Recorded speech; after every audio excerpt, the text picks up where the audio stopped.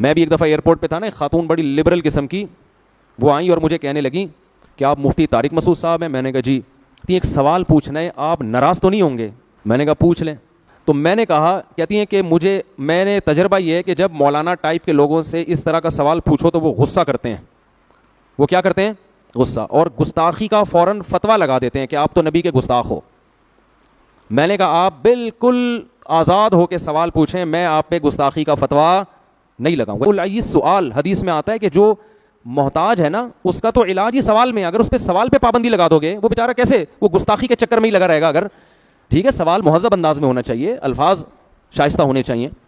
تو ان محترمہ نے سوال یہی کیا جو ان صاحب نے کیا تھا کہ نبی صلی اللہ علیہ وسلم نے 9 بیویاں کیوں رکھیں، اور اتنی کم عمر لڑکی سے آپ نے نکاح کیوں کیا؟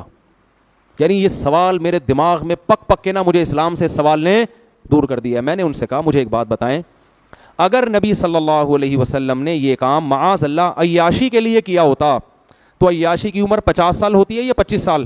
بولو نا، عیاشی کی عمر 50 سال ہوتی ہے یا 25 سال میں زیادہ عیاشی ہوتی ہے؟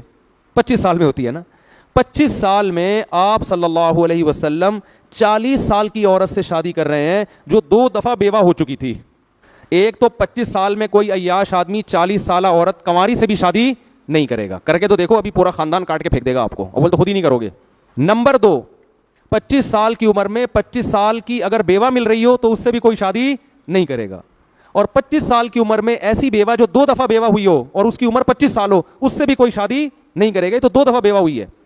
تو نبی ایسی خاتون سے پہلی شادی کر رہے ہیں 25 سال کی عمر میں جو بیوہ بھی ہے، 2 دفعہ بیوہ، اور عمر بھی کتنی ہے؟ 40 سال۔ اور عرب میں 10 بیویاں رکھنے کا رواج تھا، یہ تو اسلام نے 4 پہ آ کے باؤنڈ کیا ہے۔ 10 بیویاں رکھنے کا رواج تھا، مگر 15 سال جو جوانی کا بہترین حصہ ہے وہ اسی ایک عورت کے ساتھ گزار دیا، دوسری شادی نہیں کی۔ اس سے صاف پتہ چلتا ہے کہ ہمارے نبی کے مزاج میں عیش و عشرت بولو نہیں تھا۔ حالانکہ عرب میں کم عمر لڑکیوں سے شادی کا رواج بھی اور 10 بیویاں رکھنے کا رواج تھا۔ بہت سے صحابہ مسلمان ہوئے ہیں نا، تو جب اسلام قبول کیا ان کے نکاح میں 10 بیویاں تھیں، آپ نے فرمایا 4 کو رکھو، باقی سب کو کیا کر دو، چھوڑ دو، 4 سے زیادہ کی اجازت نہیں ہے۔